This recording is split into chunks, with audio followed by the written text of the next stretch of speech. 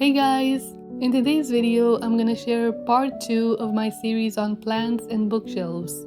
This was a fun project to work on, but as with any new art piece, it didn't come without its challenges. I'm so happy that I was able to finish it, and I'm excited to share in this video the second half of working on this art project. If you haven't watched part 1 of this series, you can find the link to it in the description box below the video or in the comments section. Now, without any further ado, let's get started. You can find a digital download of this painting on my Patreon page.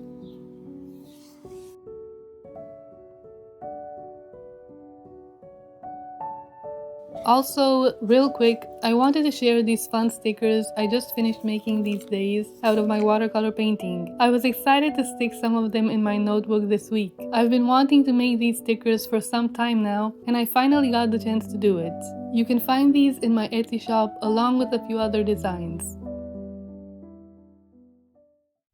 So I began the second half of my work with this very leafy plant. I started with the bottom half of the pot and then I worked my way up. As I mentioned in my previous video, I usually measure things with my eyes. I don't use a ruler to see how long or short I should cut a paper strip. So I just started to make the outline of the pot, as you can see here. One of the challenges of this art piece was not knowing if I should fill up certain empty spaces, like the inside of a pot or vase. I liked the base watercolors and I wanted their color to be visible, so I decided to leave an open space inside most of my pots and vases. One other reason I did this is because most of my plants and flowers were very detailed and clustered together, so I wanted to have a contrast where there would be both detailed work and spacious places. I hope my explanation makes sense.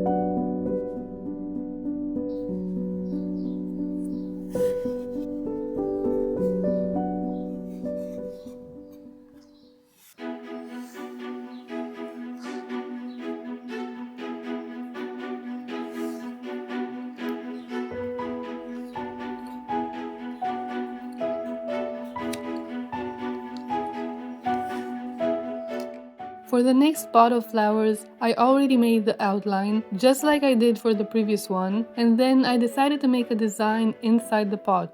This design was in my doodled sketch, so I tried my best to replicate it.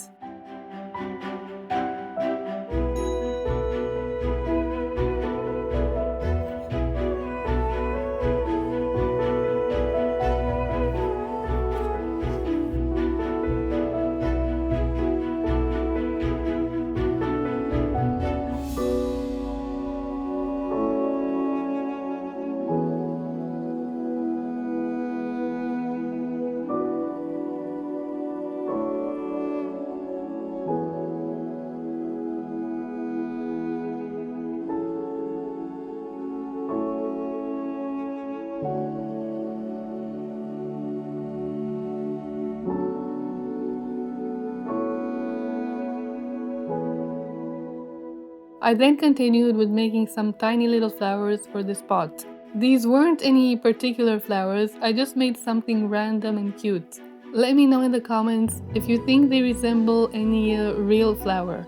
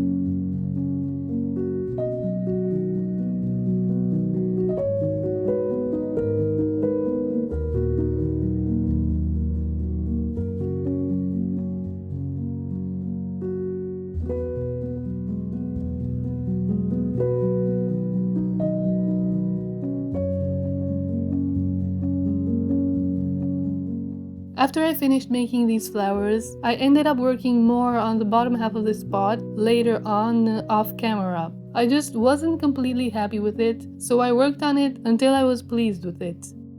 And this is how the second shelf turned out. I was very happy to complete it. I didn't show how I made the books, since I already filmed the process of making books in part 1 of this series.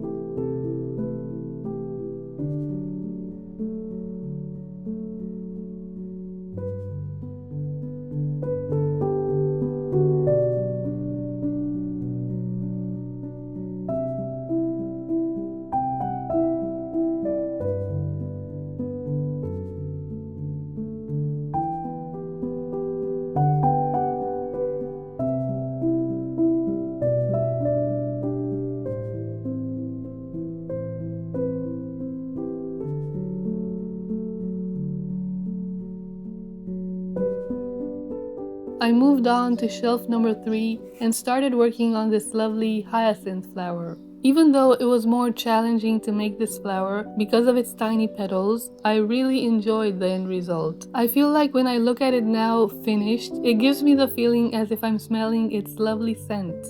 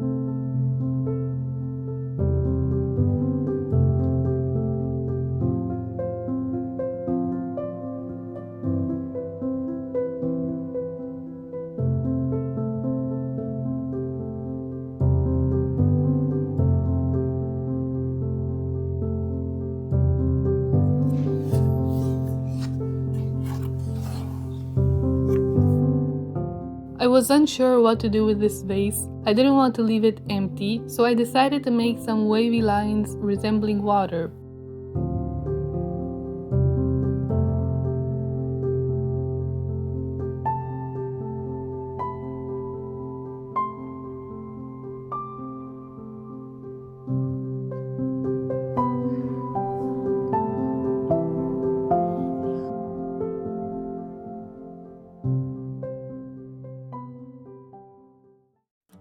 My last plant was this cute tiny green plant. I recently found a similar plant at the IKEA shop. It was fun to look at the beautiful shelves of greenery.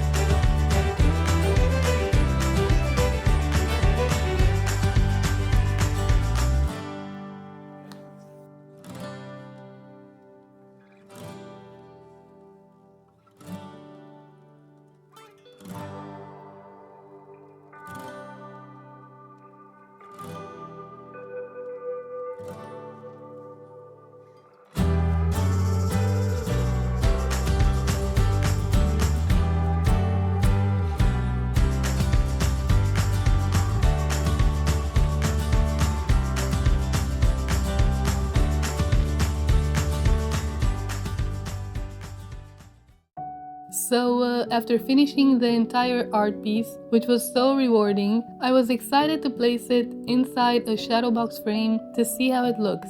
By the way, all of the shadow box frames that you see in my videos are from the IKEA shop. I sometimes get questions about the frames that I use.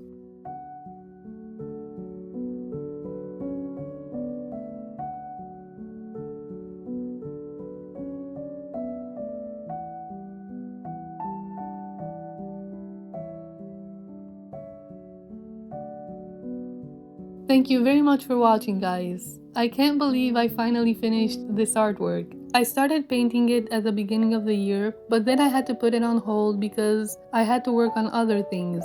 I then finished painting it, I don't even remember when, and I finally started doing the quilling art at the end of May. But unfortunately, in June, for a couple of weeks, I had to stop working because I was sick. And long story short, I finally finished the artwork in July. Now I have a sigh of relief. I'm very happy that the work is all done. If you have any questions about how I made certain elements, be sure to also watch part 1 of this series. I share a lot of details there. Thank you again for coming along and watching this series. I hope you enjoyed seeing the end result just as much as I did. Have a great day, guys, and see you in my next video.